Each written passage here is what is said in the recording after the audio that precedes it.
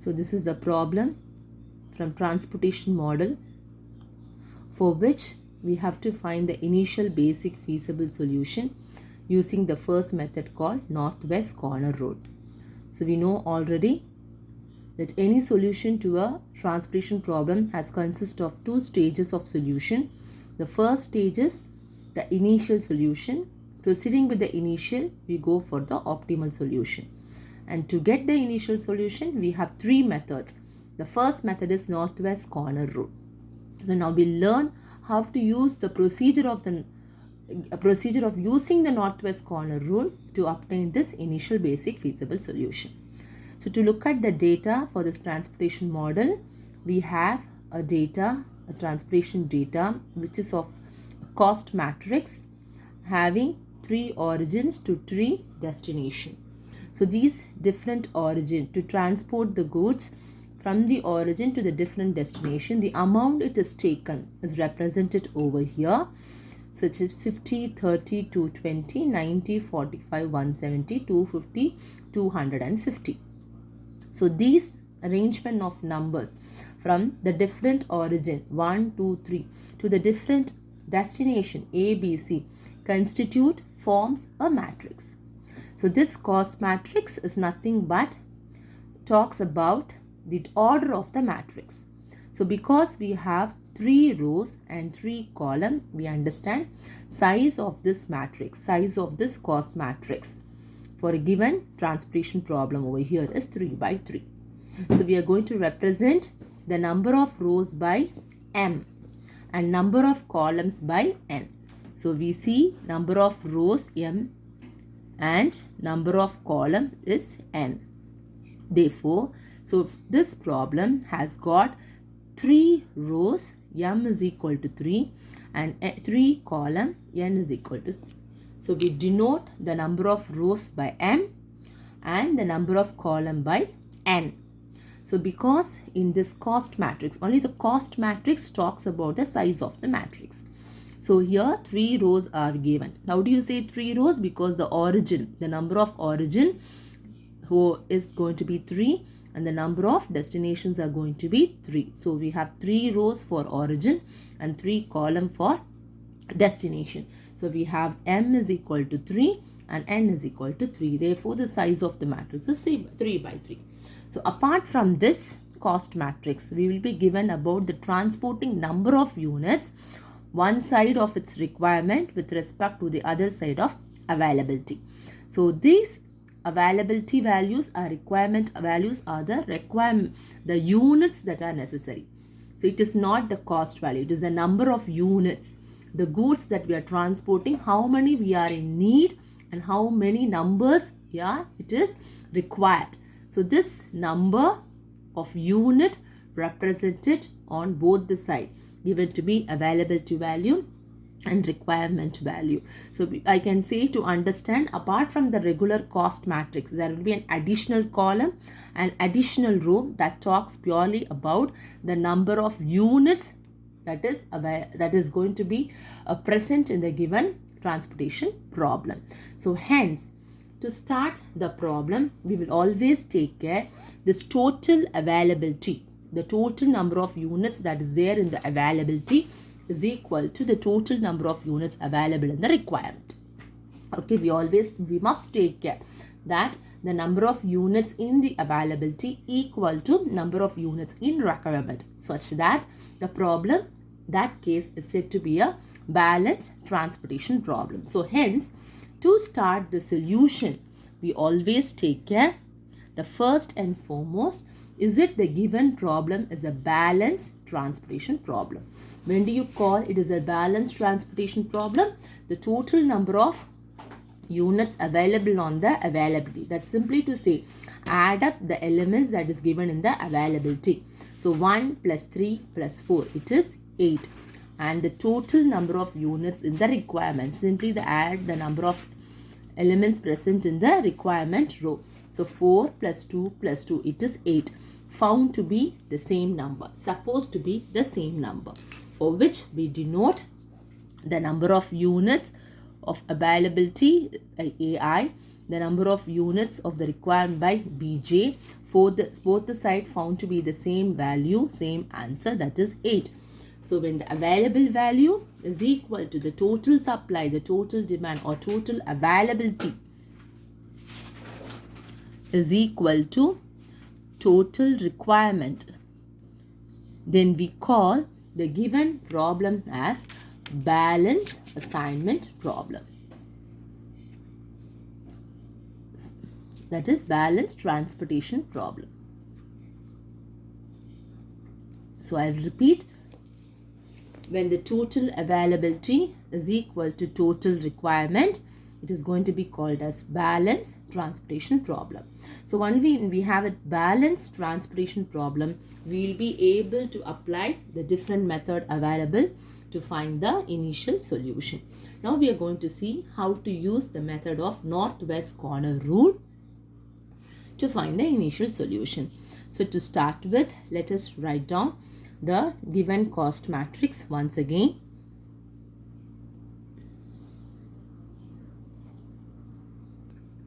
So now we have written the matrix again. Now what are we going to do? It is all about the number of units that is there on availability side and the requirement side is to be distributed, allotted, allocated with respect to the different origin and destination, for which we are going to follow the northwest corner rule method. What does the northwest corner rule method says? Very simple.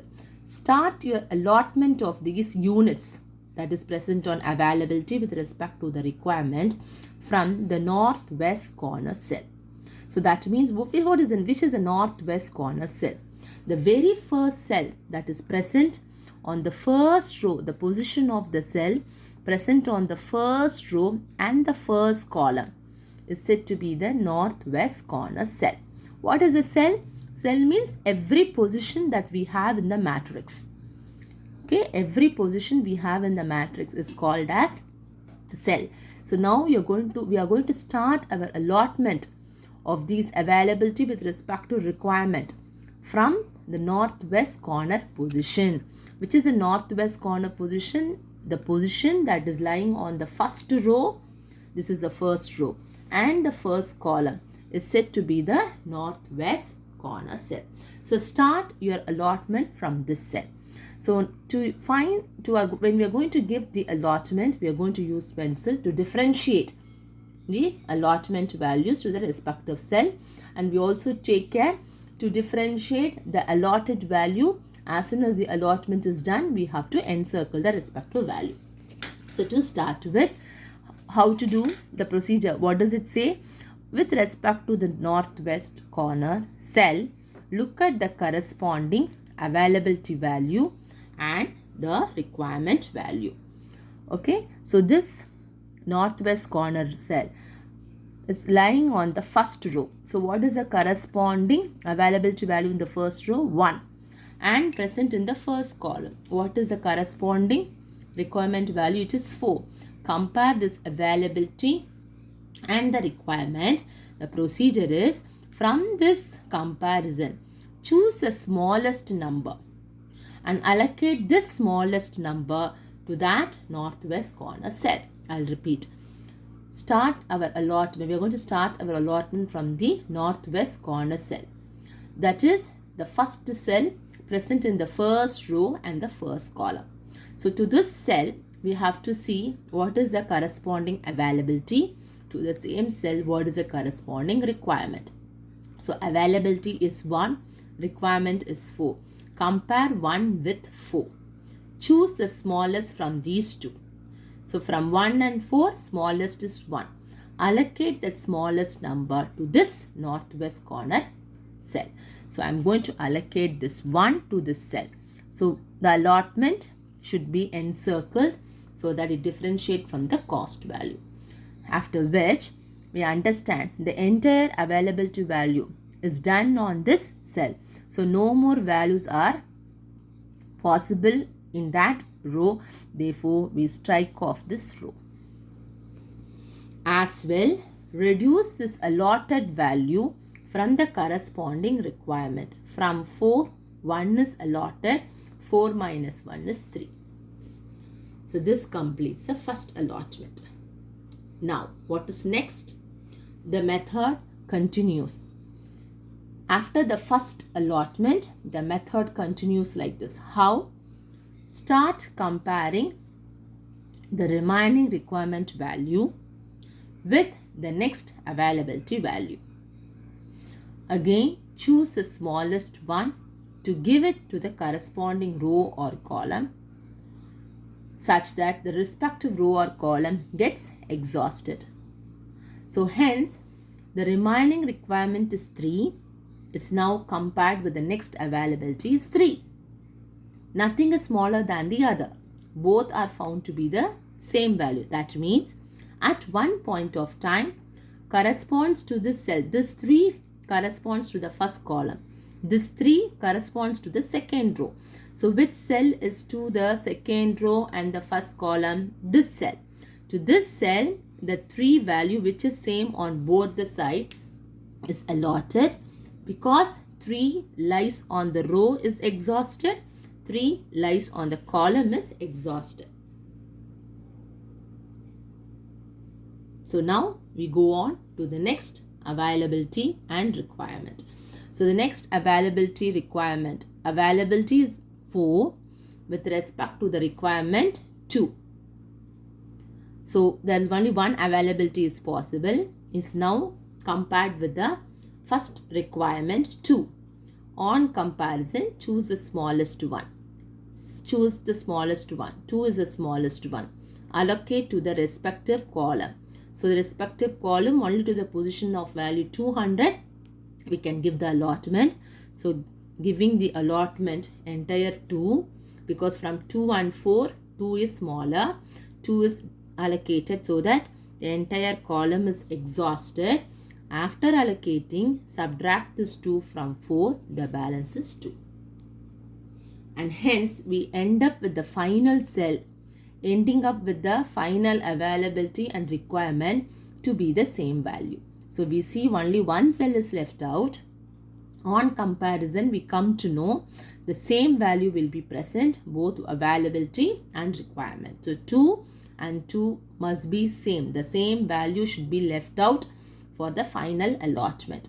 So 2 and 2, the same value is to be allotted to the final cell so that this row and this column is exhausted. So this is how we have to give the allotment. What is a northwest corner rule allotment says? Start your allotment from the northwest corner cell. That is going to be the first cell on the first row and first column. How to give the allotment? Against this northwest corner cell, which lies on the first row, see the corresponding availability. Lies on the first column, see the corresponding requirement. Or so that whichever is lesser, give that respective allotment so that once the entire allotment is done, the row or the corresponding column gets exhausted and the same is reduced on the other wing. Then we move down with the reduced value with the next availability value. So as and when we balance the entire problem by exhausting the respective availability or requirement by giving its allotment to the respective cell. We come down to the final cell, one cell at the end, having the same value for allotment on both availability and requirement. Once that is given, all the rows and columns are exhausted. This completes the allotment for the given transportation problem. So once this allotment is done, the next step is to form allotment table. So how to form the allotment table? Very simple. Let us write down allotment table. What is the allotment table? From our matrix. Our matrix over here is a 3 by 3 matrix. From the matrix, whichever the cell we have given the allotment, those allotment alone we have to write down here. Wherever there is no allotment, we put it as dash. So to start with the first row, the allotment is 1. Next element, no allotment. Next element, no allotment. How do we know the allotment? Wherever we have written the number within the circle, that is called allotted value. Second row, 3 dash dash. Third row, dash 2 2. So hence this becomes the allotment table. What is an allotment table? Wherever the values are allotted in our problem, writing down the allotment value alone in a separate table. Where the allotments are not made, that is going to be the dash or a hyphen or blank, is called as an allotment table. So now this completes the allotment table, after which we have to check whether this allotment table is going to be the initial basic feasible solution. First of all, what is the initial solution? This allotment table is only otherwise called as initial solution. Now we have to check whether this initial solution is a basic feasible solution. So if this initial solution is called as a basic feasible solution, it has to satisfy one condition. What is the condition? The number of allotment in this allotment table must be equal to m plus n minus 1 value. So, to recall ourselves, what is m? M means number of rows. What is n? N means number of columns. So, let us check out what happens in this problem. Number of allotments in the allotment table. 1, 2, 3, 4. What is m plus n minus 1 value? M value we found 3. N value we found 3 minus 1. So what do we see? 3 plus 3 is 6. 6 minus 1 is 5. What is our observation? Number of allotment not equal to m plus n minus 1. Only if number of allotment is equal to m plus n minus 1, the solution is called as basic feasible solution. But in our example, number of allotment was 4, m plus n minus 1 is 5. So, number of allotment is found to be not equal to m plus n minus 1. Or I can say number of allotment is now less than m plus n minus 1. Whenever number of allotment is not equal to m plus n minus 1, it is not a basic feasible solution. As well, when the number of allotment is less than m plus n minus 1, it is called as degenerate solution. So, in our problem, we are asked to find initial basic feasible solution. We found the initial solution, but it is not a basic feasible solution.